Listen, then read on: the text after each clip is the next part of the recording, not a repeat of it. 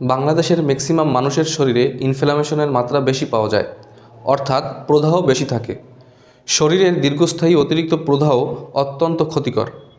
অতিরিক্ত প্রদাহের ফলে ডায়াবেটিস, উচ্চ রক্তচাপ, হৃদরোগ, ফ্যাটি লিভার, কিডনিতে রোগ, আইবিএস, আর্থাইটিস, ক্যান্সার এবং আলঝেইমারের মতো জটিল রোগের ঝুঁকি বাড়ায়।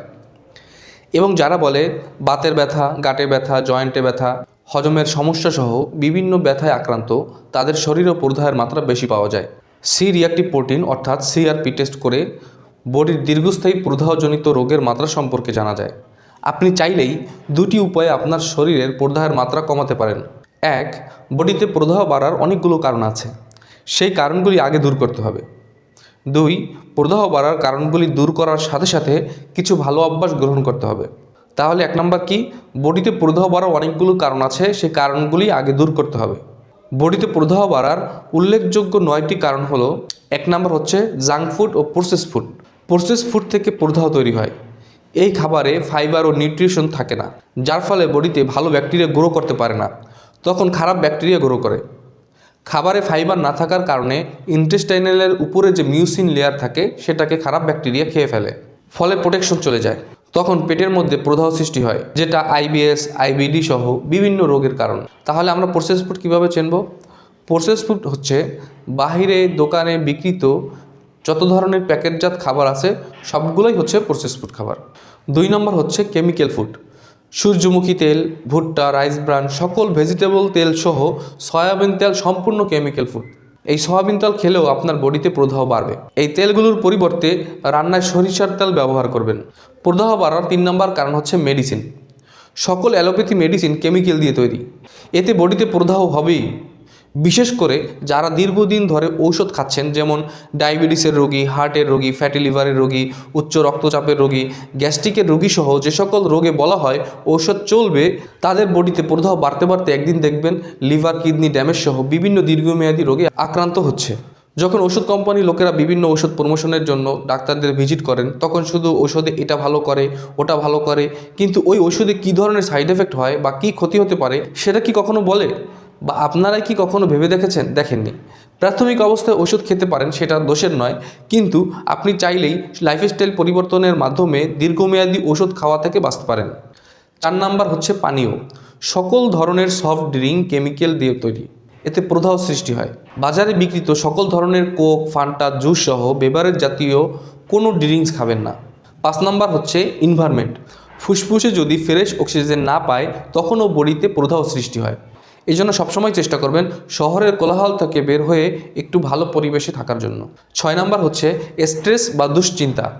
যারা অতিরিক্ত দুশ্চিন্তা করে তাদের ব্রেনের নার্ভগুলো এক্সাইটেড হয়ে যায়, যার ফলে তখন মস্তিষ্ক থেকে অ্যাড্রেনালিন হরমোন ক্ষরণ হয়, এবং বডিতে যখন অ্যাড্রেনালিন হরমোন বেড়ে যায় তখন প্রদাহ সৃষ্টি হয়ে বুক দরফরানি ও রক্তনালী সংকুচিত হয়ে রক্তের চাপ বেড়ে যায়।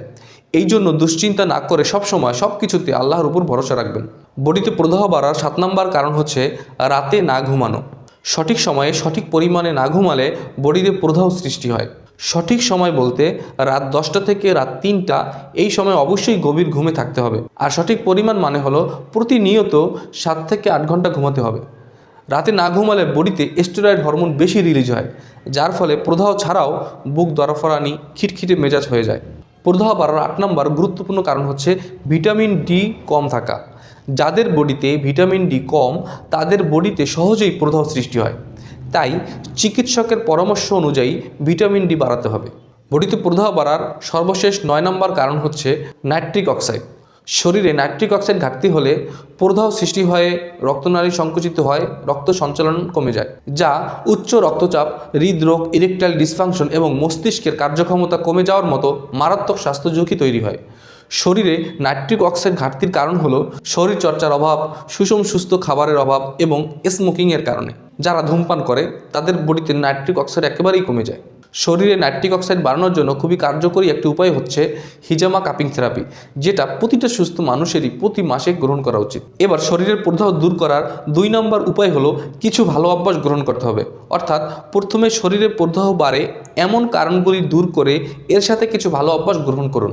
যেমন জীবনে 7টি ভালো অভ্যাস গ্রহণ করুন। 1. নিয়মিত সুস্থ খাবার গ্রহণ করবেন। 2. সপ্তাহে অন্তত 2টি রোজা রাখবেন। 5:2 নীতি ফলো করে 5 দিন খাবেন আর 2 দিন না খেয়ে থাকবেন, অর্থাৎ রোজা রাখবেন। 3 নম্বর হচ্ছে নিয়মিত এক্সারসাইজ করবেন। মৃত্যু পর্যন্ত সুস্থ থাকার জন্য এক্সারসাইজের কোনো বিকল্প নেই। 4, রাত 10টার মধ্যে ঘুমিয়ে যাবেন এবং 7 থেকে 8 ঘন্টা ঘুমাবেন। 5, দুশ্চিন্তায় নতুন জীবন গড়বেন। কখনো কোনো বিষয় নিয়ে দুশ্চিন্তা করবেন না। বিপদে আপদে সুখে দুঃখে সবসময় আল্লাহকে স্মরণ করুন এবং আল্লাহর উপর ভরসা রাখবেন। 6 নম্বর, খালি পায়ে এবং খালি গায়ে রোদে বসে শ্বাসের ব্যায়াম করবেন।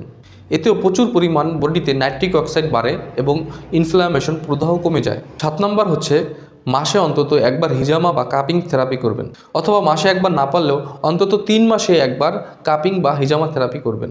1 নম্বর এই কারণগুলো বাদ দিয়ে 2 নম্বর ভালো অভ্যাসগুলো যদি আপনি গ্রহণ করতে পারেন, ইনশাআল্লাহ আপনার বডি থেকে প্রদাহ কমবে এবং ডায়াবেটিস, উচ্চ রক্তচাপ, হৃদরোগ, ফ্যাটি লিভার, ক্যান্সার সহ বিভিন্ন জটিল রোগ থেকে মৃত্যু পর্যন্ত বেঁচে থাকতে পারবেন ইনশাআল্লাহ।